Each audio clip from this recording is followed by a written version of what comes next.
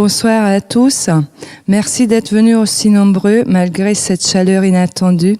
Cette soirée, nous allons consacrer à la mémoire de cet écrivain incontournable de la littérature contemporaine hongroise, qui était Péter Eszterházy, décédé prématurément l'année dernière, au regret de nous tous.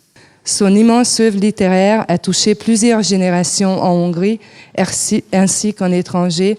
Lauréat des prix littéraires les plus prestigieux, il a été traduit en 27 langues. Son écriture particulière, caractérisée comme postmoderne, lui procure indéniablement le rôle d'un des plus grands innovateurs de notre langue hongroise.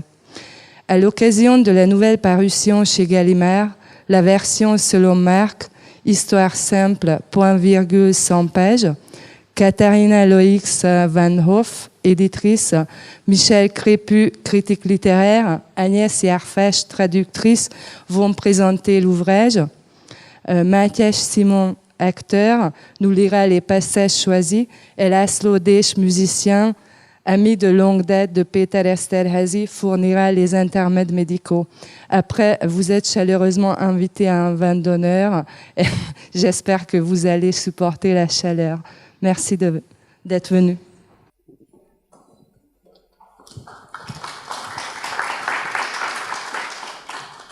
Oui, merci d'être venu. Je peux dire la même chose. Et, donc, ça ne marche pas. Est-ce que ça marche maintenant? Oui.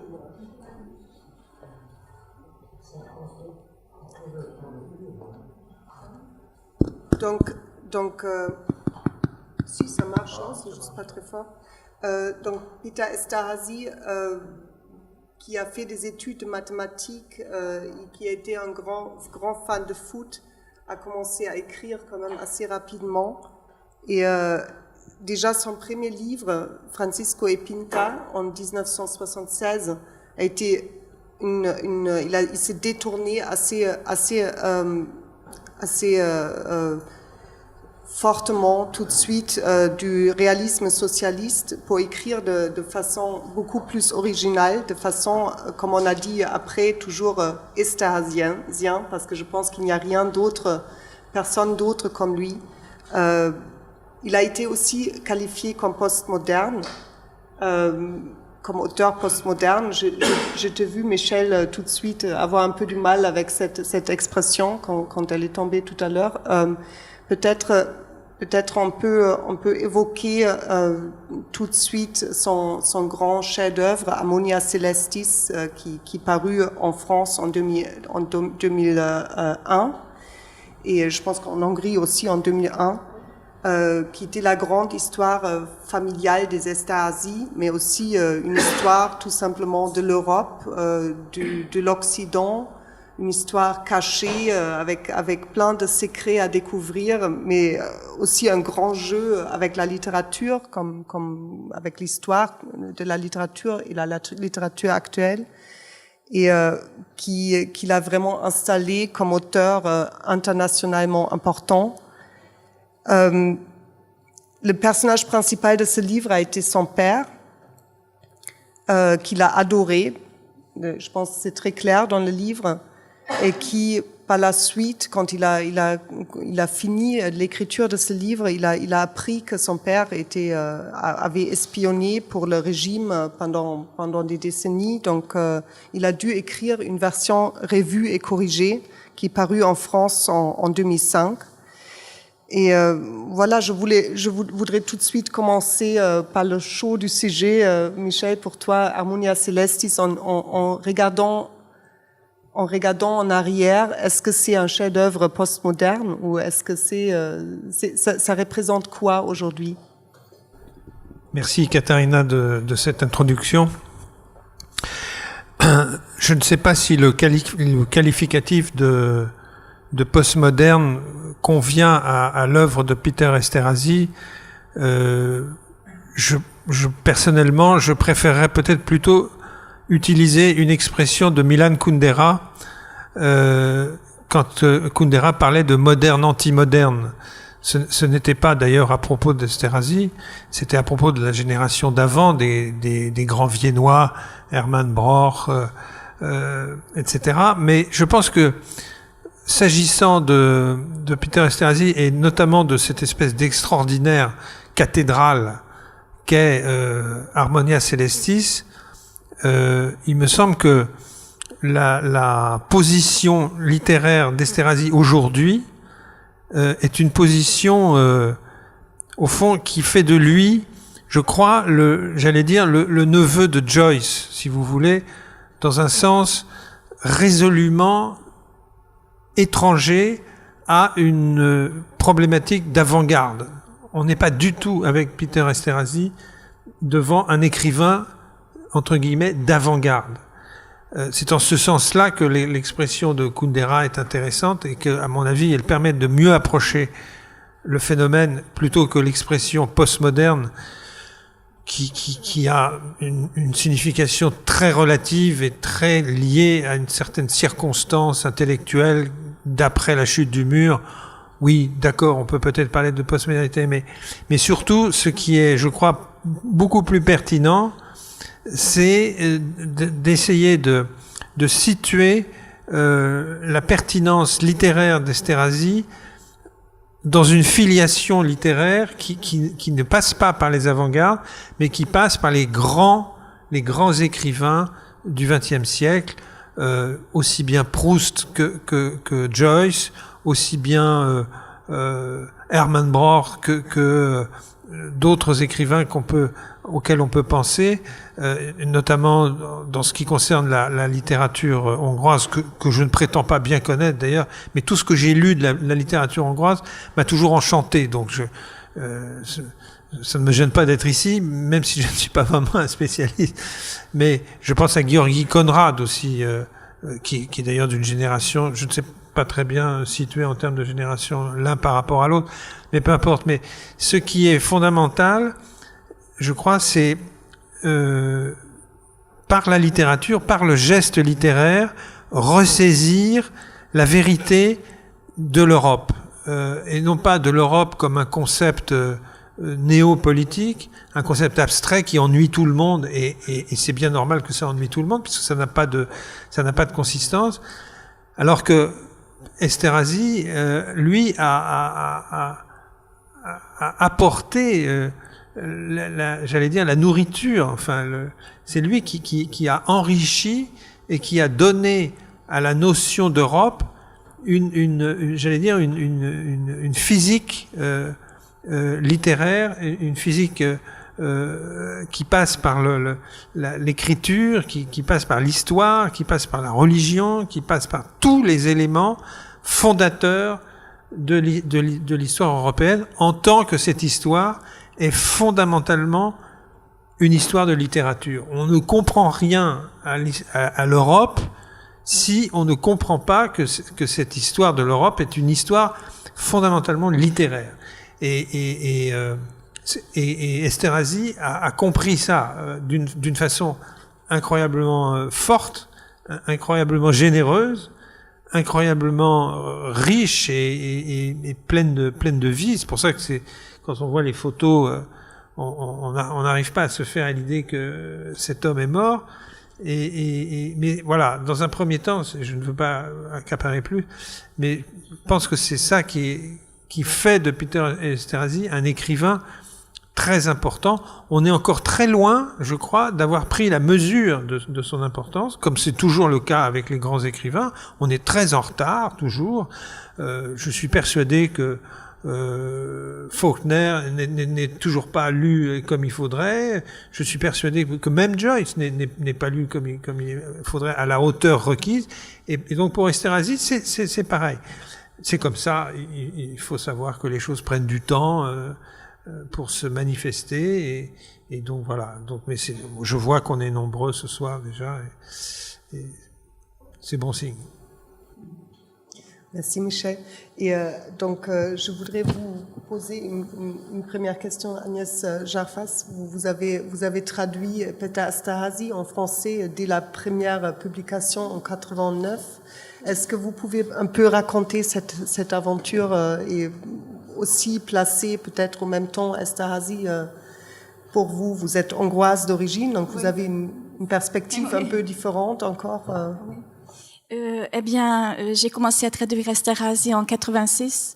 Donc, cela fait 30 ans, 31 ans que je côtoie son œuvre.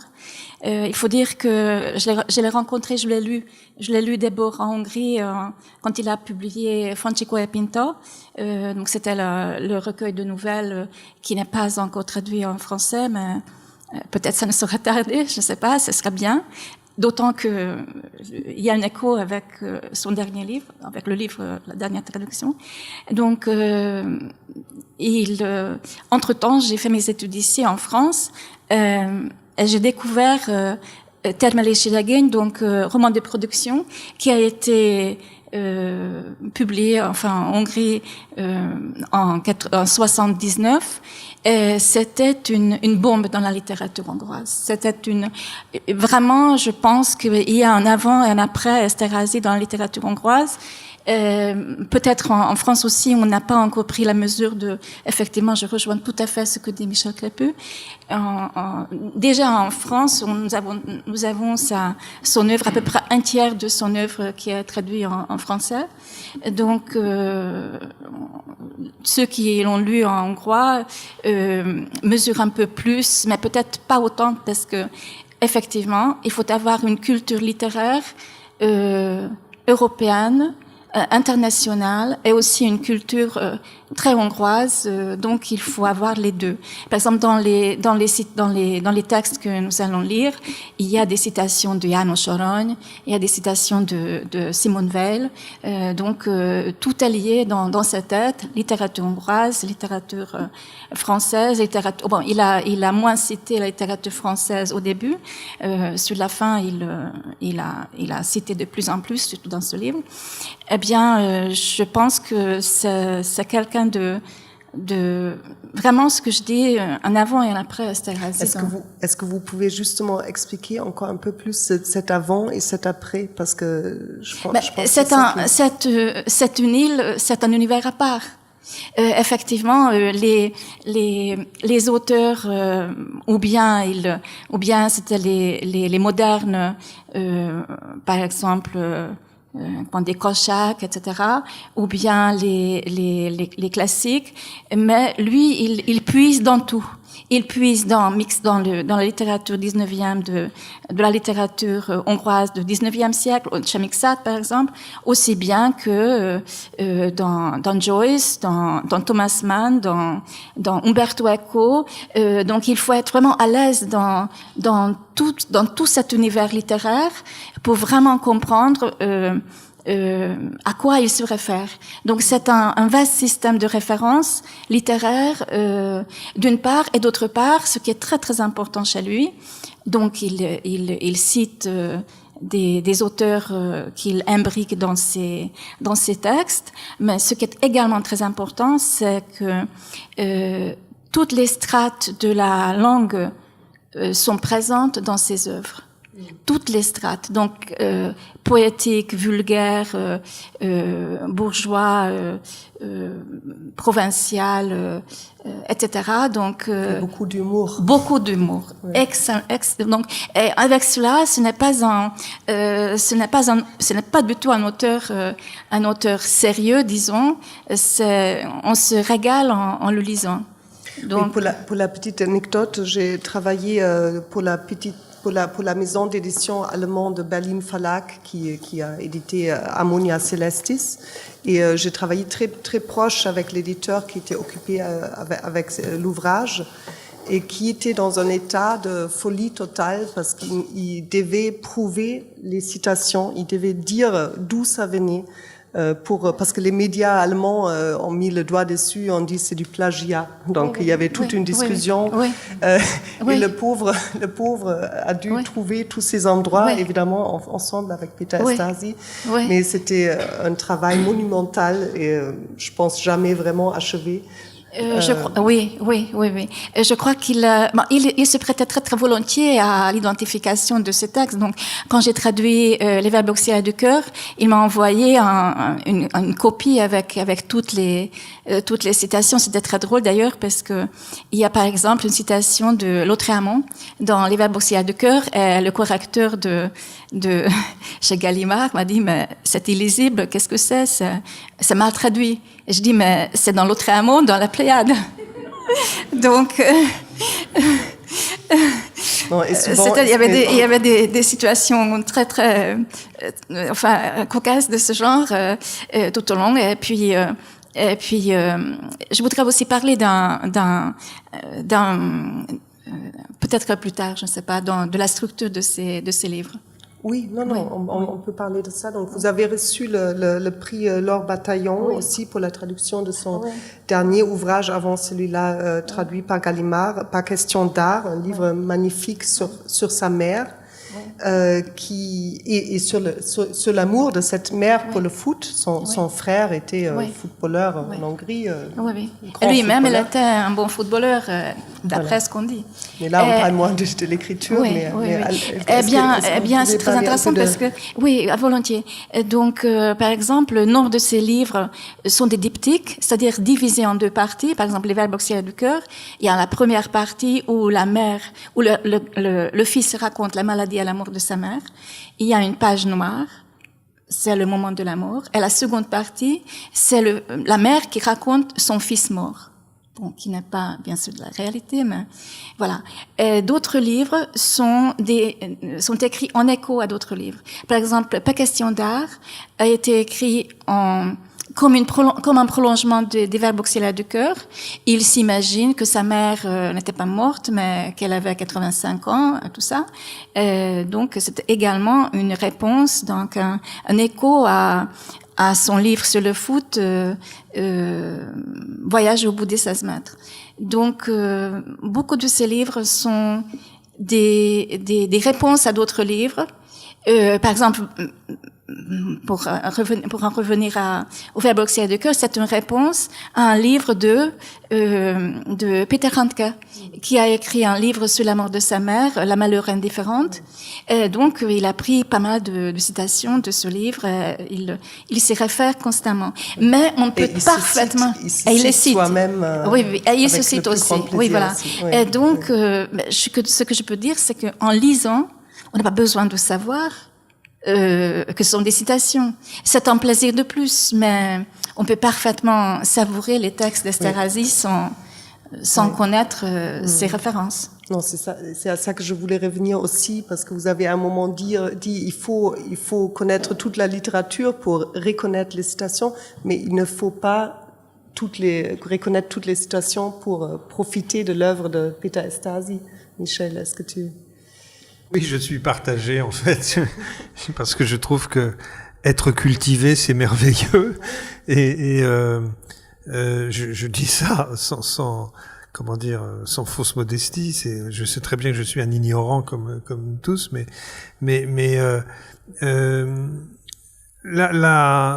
trouve très intéressant la question de la citation et de l'assimilation de la citation par le texte lui-même, parce que c'est un travail de rumination qui s'apparente à une tradition aussi religieuse, qui est la tradition de lecture de la Bible, la règle de Saint Benoît qui est à l'origine des bénédictins. Recommande la lectio divina, c'est-à-dire la pratique quotidienne de la lecture, exactement comme les vaches font dans les champs en mangeant de l'herbe. Alors là, c'est pas de l'herbe, mais c'est la Bible, c'est la parole c'est la parole, mais c'est la même chose. Et donc la citation, au fond, n'est qu'un épiphénomène qui est appelé forcément par la logique du processus de rumination, est appelé à venir nourrir le texte, le tissu du texte, la chair du texte, et donc en effet c'est peu importe finalement que l'on sache si telle trace vient de Cicéron, de Tertullien ou de Montaigne. À la fois c'est passionnant, merveilleux quand on est cultivé, et c'est merveilleux quand même si on ne le sait pas. Enfin, il y a une sorte de comment dire, de chance pour l'ignorant de profiter malgré tout d'un savoir qu'il ne possède pas. C'est assez extraordinaire quand même. Et puis, depuis que le travail a été fait un peu mieux, on peut quand même voir dans les références, on peut découvrir des choses qu'on connaissait pas. Donc, moi, j'ai découvert quelques citations magnifiques en lisant Esterházy que, évidemment, je connaissais pas avant. Donc, je pense que c'est quand même, c'est assez gratifiant. C'est une très belle. Je pense qu'il faut peut-être lire un passage pour nous amener au livre que nous venons de publier. Peut-être je peux juste très vite raconter que vraiment j'ai commencé à travailler chez Gallimard l'année dernière, le 18 juillet, donc juste après le décès de Peter Esterházy. J'en ai tout de suite parlé à Antoine Gallimard et on s'est beaucoup dépêché. Ça a pris un petit moment, mais pour moi, ça a toujours été un auteur très, très important. Il a été publié chez Gallimard beaucoup, jusqu'à 2012. Et j'étais très, très contente que c'est vraiment le premier livre que moi, j'ai pu apporter à la maison d'édition en tant qu'éditrice, parce que je trouve que je suis tombée amoureuse tout de suite et je peux que conseiller la lecture. J'ajoute à ce que tu viens de dire que je ne nie pas, tout à l'heure, la personne qui a présenté dit que j'étais là en tant que critique littéraire. Mais je suis surtout là en tant que rédacteur en chef de la Nouvelle Revue Française qui a publié des extraits de Esterházy et donc c'est surtout en tant que NRF que je suis là, bien sûr. Mais entendant un premier extrait le tout premier chapitre du livre. C'est cela le commencement. Je savais prier avant de parler, mais tous deux en secret. Je ne dirais pas que je priais déjà dans le ventre de ma mère, ni dès mon arrivée, gluant, ensanglanté, entre ses cuisses fines et tremblantes, dans le monde d'ici-bas que je priais ce jour-là, depuis ce jour-là. Je pourrais verser dans la poésie en disant que c'est ce gazouillis démarrant entre deux jambes qui est la prière la plus belle, la plus vraie. Et je ne préfère pas. Lors de ce qu'on a appelé la relégation, nous avons été expulsés de Budapest et refoulés dans un village de la Hongrie septentrionale, logés de force chez un kulak, l'un de ces fermiers aisés. On nous a octroyé le titre d'ennemis du peuple, devançant, les doigts dans le nez, tous les adversaires possibles, officiers de l'ancien régime, industriels et toutes sortes de bourgeois oppresseurs. Longtemps j'aurais aimé être un bourgeois. C'est un mot tellement mystérieux. Je ne le comprenais pas et ça me gênait un peu, alors que ça ne gênait pas mon frère aîné. « C'est beau », disait-il, et il le susurrait en chuintant. Bourgeois. La fin était comme un mal. Nous étions encalqués dans une chambre, il est vrai spacieuse, mon père, ma mère, mon grand frère et moi. C'était un carré parfait, ce qui, je ne sais pourquoi, étonna tout le monde et nous remplit d'inquiétude. Comme si c'était un signe ou un signal. Pourquoi? À quelle fin? Personne ne cherchait à le savoir. Il faisait 50 pas sur 50, avec mes premiers pas de trotte menu. Quelques vacillements, quelques titubations, comme si j'étais ivre. Alors que dans cette chambre, l'ivresse aurait dû être l'exclusivité de mon père. Grand-mère, elle sourit rarement. Aucun rayon ne part de sa tête. Au contraire, on dirait que sa tête absorbe la lumière. Ses rides, voilà qui absorbe la lumière. Elle arrivait et repartait à l'improviste. Tout à coup, elle s'asseyait sur mon lit et me parlait de Dieu. Comme si elle parlait du voisin, ou du père Gershom, le facteur sourd-muet. Son fils, le frère cadet de mon père, était mort à la guerre. Il avait été abattu par les Russes. par les Allemands, les partisans. Il avait disparu. Longtemps, elle n'avait pas voulu le croire. Que son fils fût mort avant elle, que l'enfant meure avant sa mère, que cela soit même possible. Elle en arriva à penser que le Seigneur en personne avait dû tuer son fils. Ça n'avait pas pu se faire autrement. Bref, elle finit par l'admettre. Durant une journée entière, elle se lamenta et sanglota. Personne n'osa lui adresser la parole. À un certain moment, elle se dit que si son fils était mort, alors le Seigneur était mort. Lui aussi, il n'existait pas. Mais ensuite, ce moment passa. Quand ses larmes furent épuisées, la force l'abandonna, elle aussi, et elle dormit 2 journées d'une seule traite. Lorsqu'elle se réveilla, Dieu était devenu sourd-muet. Voilà ce qu'elle me raconta. Puis, de son pouce noueux, elle dessina une croix sur mon front. Elle s'est parlé de Dieu de telle façon qu'il devienne inconcevable que Dieu n'existe pas. Surtout que Dieu soit mort, ça n'ait aucun sens. J'ai parlé du voisin et du facteur parce que cela existe toujours. Nous les voyons de nos propres yeux. Les histoires de grand-mère sur Dieu, bref, nous avions cette certitude. Si personne n'existait plus, Dieu existait quand même. Bien qu'il soit difficile d'imaginer que personne n'existe plus, il est difficile d'imaginer le personne et le tout.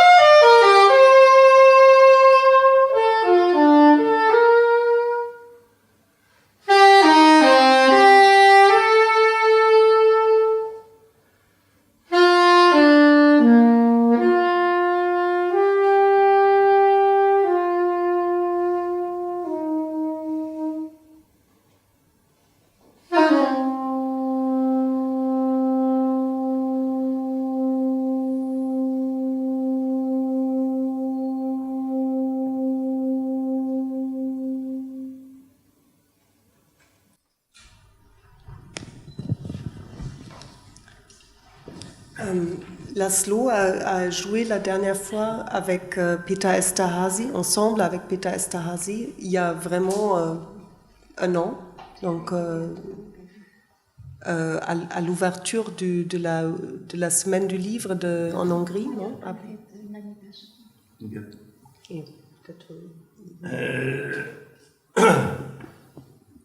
Igen, ez így volt. Oui, c'est le cas.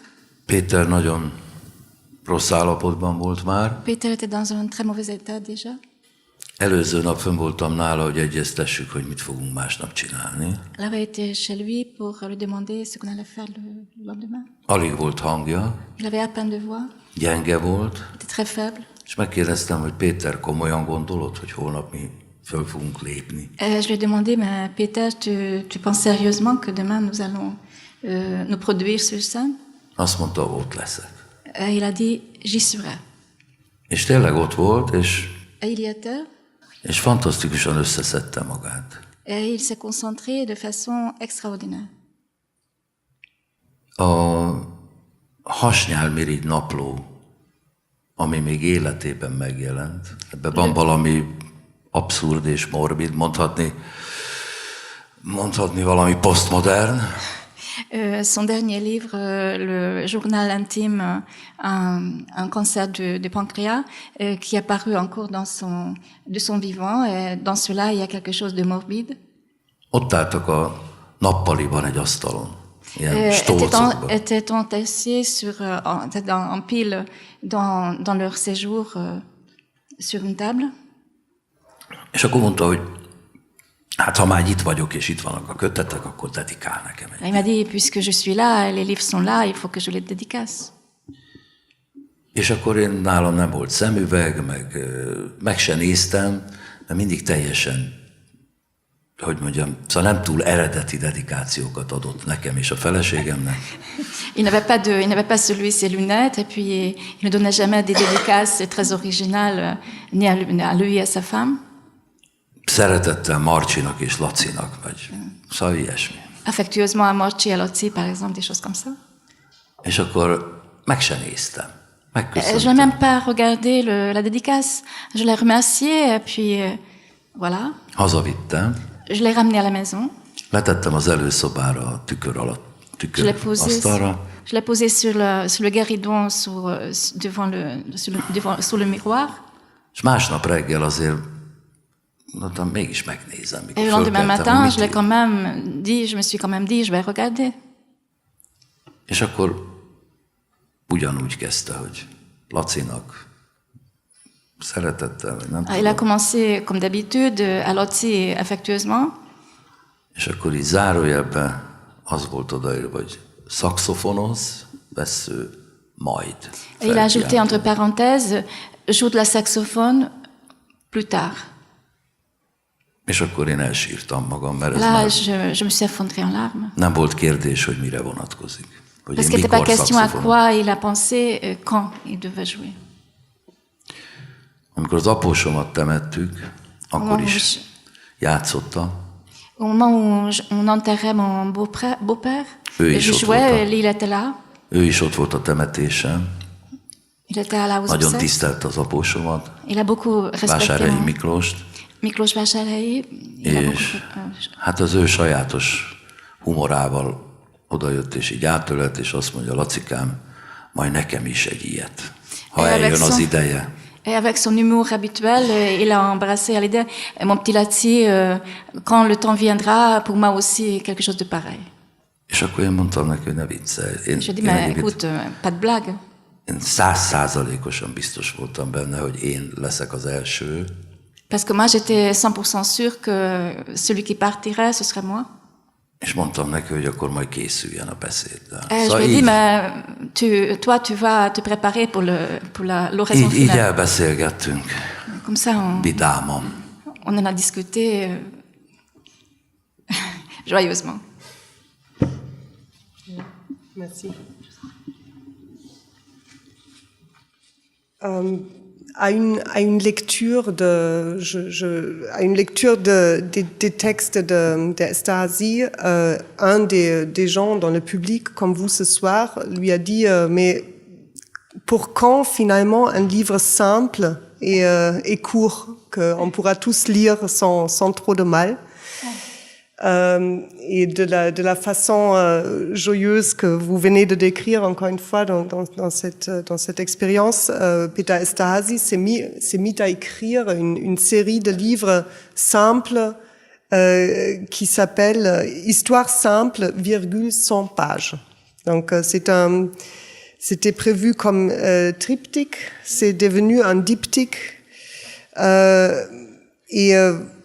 la version selon Marc, c'est la deuxième partie. La première partie, c'est un roman que nous allons également traduire publié ensemble, qui s'appelle la version Cap et épée, histoire simple, virgule, et qui est un peu plus complexe et bien plus long que 100 pages, évidemment, parce que Peter Esterhazy ne ferait pas ça vraiment. Donc, je me suis dit, ça serait plus simple pour le public français et plus accueillant de redécouvrir Esterhazy à travers ce livre-là, qui est tout sauf simple, mais qui est très accessible, qui est une vraie plaisir de lecture, comme vous avez pu entendre tout à l'heure. Et je pense qu'on peut peut-être tout simplement passer encore au deuxième passage.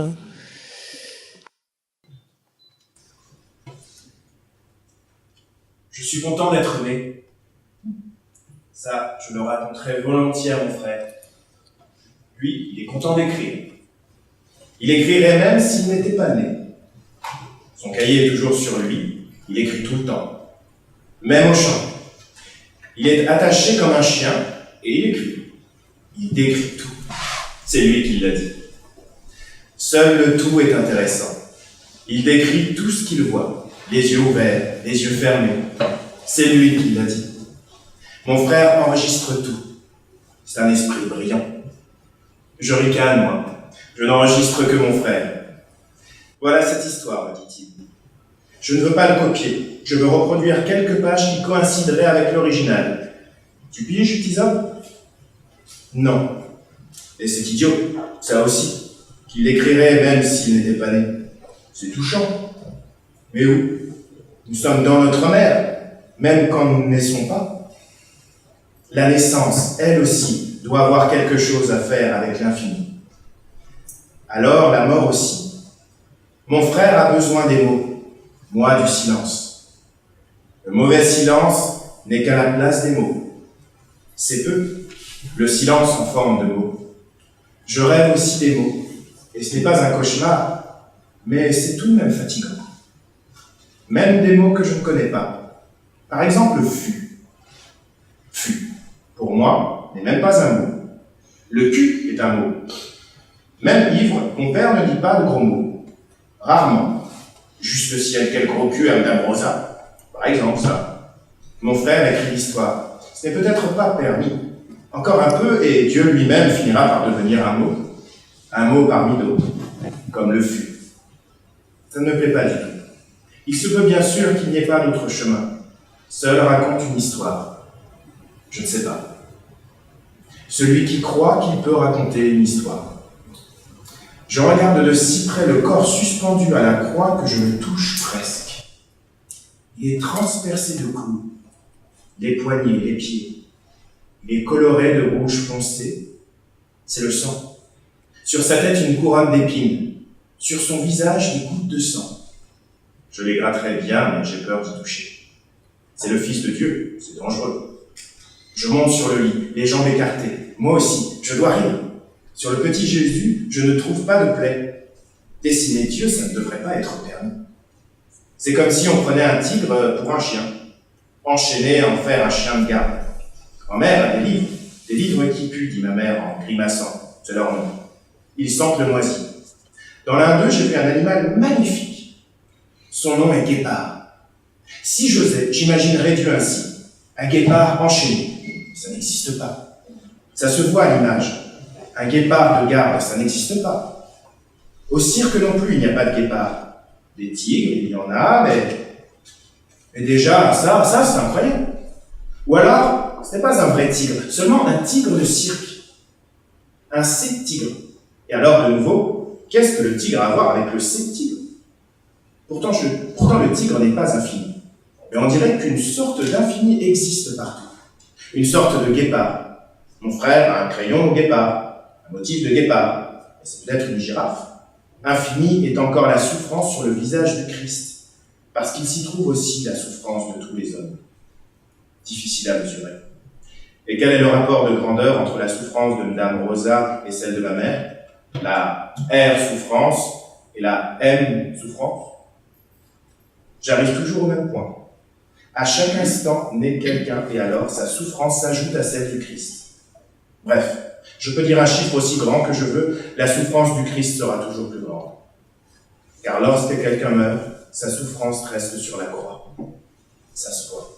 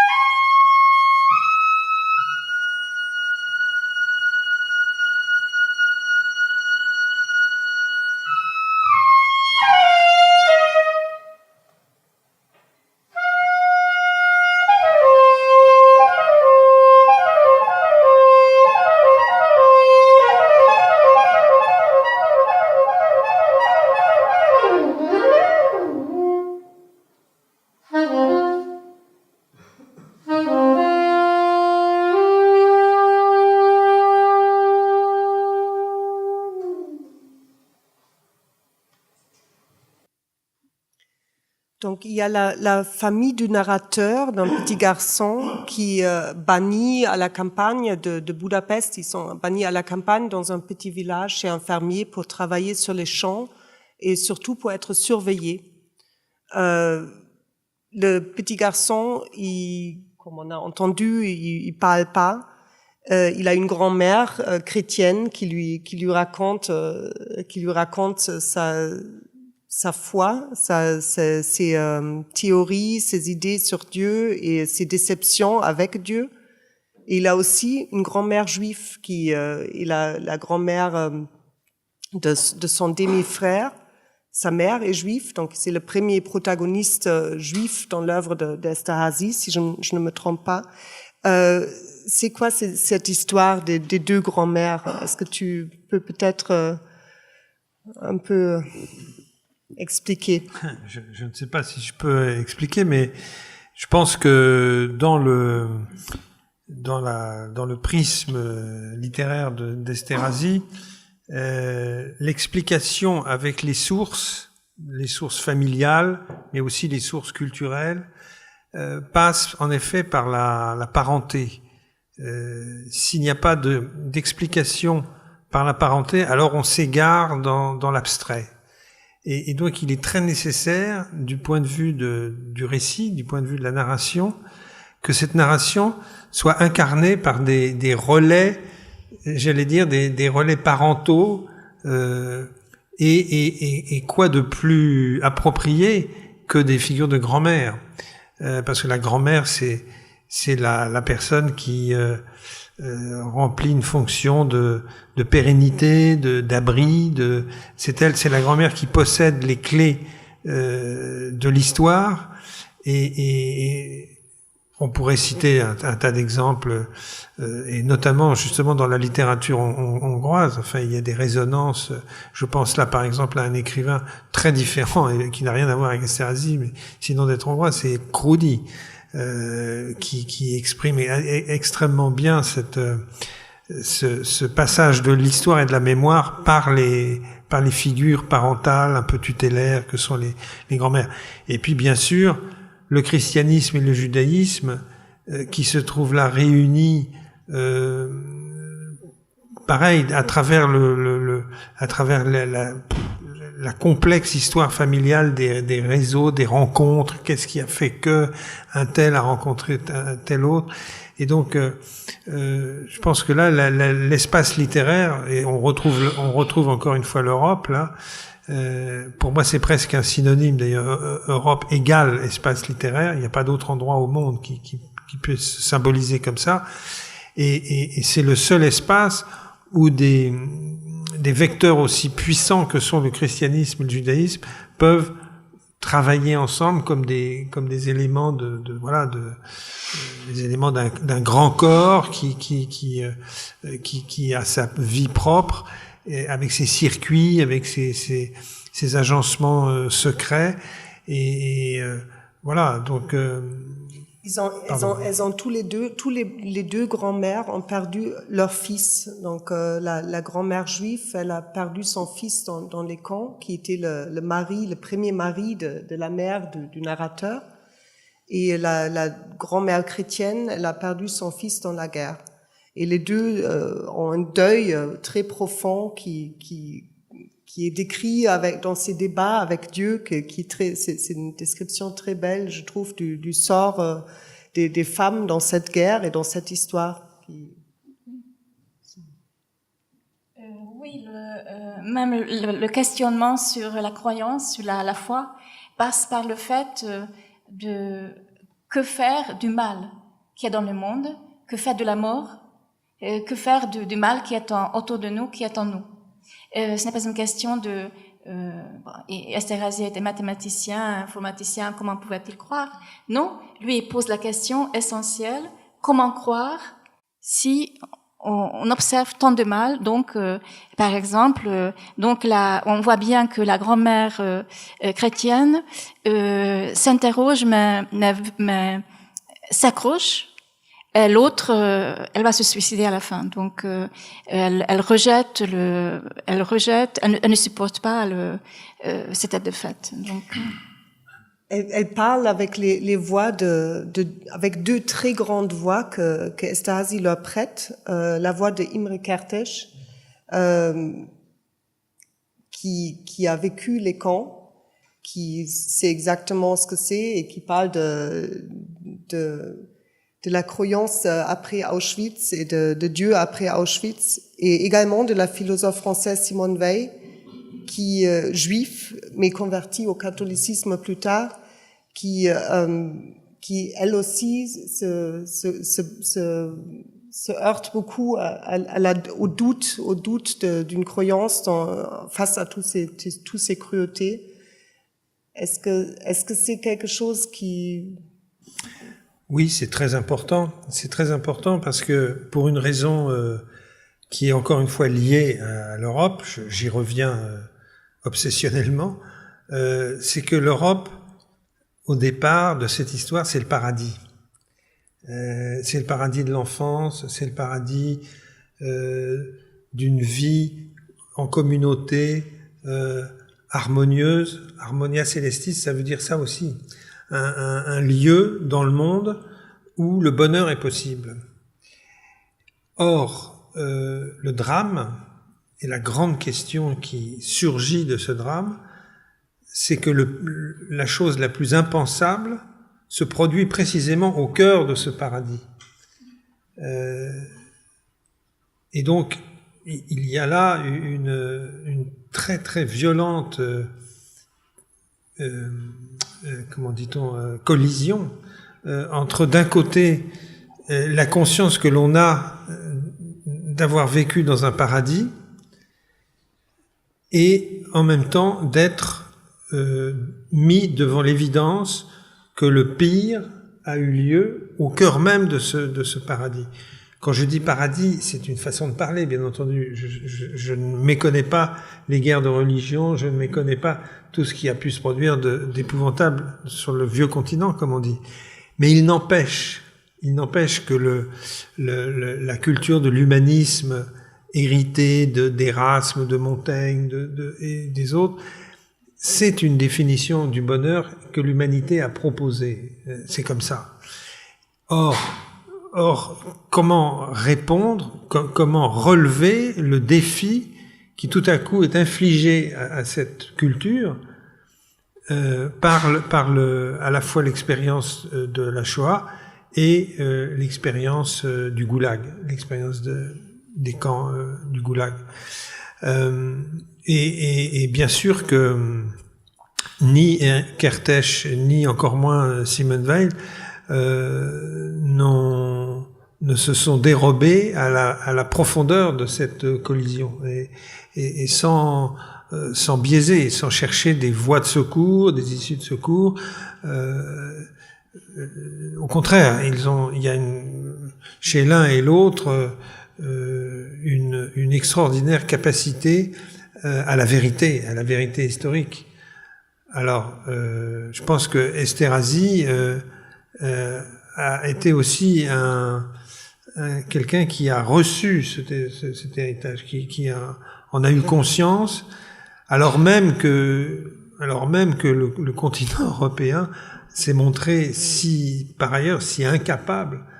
Je n'insisterai pas sur la difficulté encore aujourd'hui, l'extrême difficulté à faire connaître l'histoire des camps du Goulag. Enfin, je ne me lance pas dans une lecture concurrentielle de savoir qui a le plus souffert. Et ça, c'est pas du tout mon problème, c'est pas du tout l'objet. Mais l'objet, c'est de prendre en compte la vérité complète de l'histoire du XXe siècle en Europe. Et je pense que le geste littéraire de Esterházy a été d'essayer de rassembler ça, de voir ce qu'on pouvait en faire après une telle épreuve. Voilà. Oui, et peut-être maintenant on entend l'extrait pour voir ce qu'il en fait, parce que c'est aussi... Un jour, j'entends ceci. Si mon fils était mort en vain, ce serait la faillite de Dieu. Or, la faillite de Dieu est la mort, non pas de Dieu, mais de l'homme. Taisez-vous, enfin! Maman, je vous en prie. Je ne comprends pas un traître mot à ce que vous dites. Si, tu comprends très bien. Vous comprenez tous très bien. Vous faites seulement semblant de ne pas comprendre. Bon, d'accord, je comprends. À la fois, je comprends et je ne comprends pas. Comprenez enfin que je ne peux pas et je ne peux plus penser à votre fils. Une malheureuse, mais bien sûr que tu peux, bien sûr que tu comprends. Nous ne pouvons plus compter sur Dieu pour être sauvés. Elle ronfle presque en respirant. Elle souffle comme un phoque. Ses seins sont plus gros que ceux de Marie. Elle est si vieille, et elle a des seins. Ni Madame Rosa, ni l'autre grand-mère n'en ont. Mais la bonté a un sens, même en dehors de la toute-puissance de Dieu. Et ne me dis plus jamais que tu ne peux pas penser à mon fils. Elle est à la fois glaciale en disant malheureuse, et tendre en disant ma petite fille.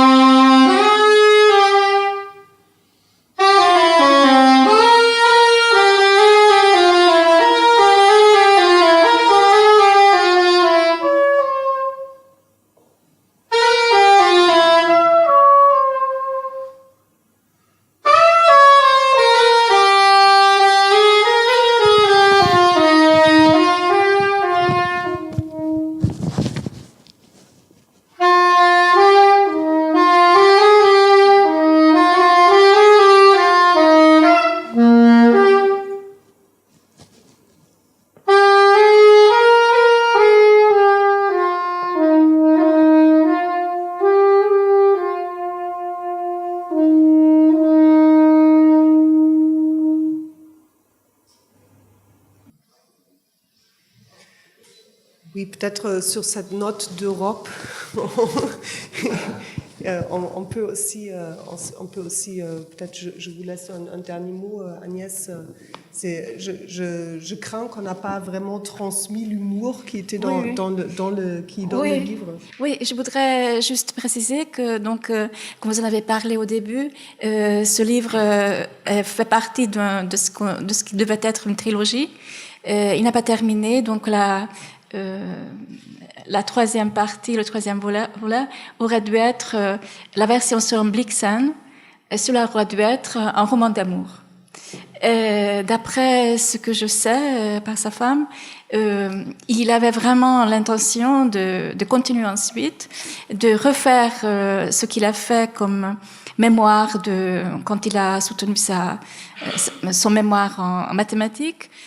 Le sujet était des arbres de recherche binaires optimaux. Il a voulu en faire un roman, également un roman d'amour.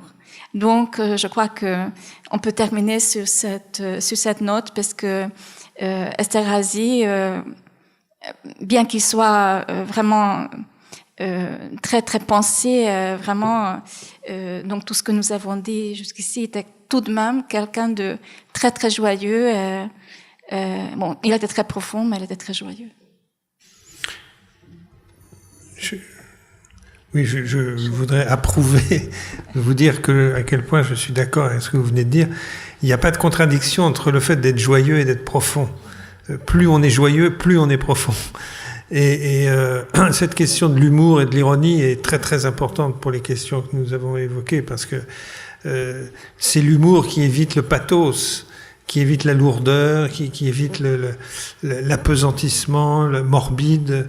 Ce qui sauve de la morbidité, c'est le rire, c'est l'humour. Et c'est vrai qu'on ne le souligne pas assez, notamment en ce qui concerne les textes, qui sont pourtant les plus durs, qui expriment les choses les plus terribles. Il y a cette dimension de l'ironie et de l'humour sur soi-même qui est extraordinaire. Et Esterházy était un exemple particulièrement spectaculaire. Si vous avez des questions, n'hésitez pas.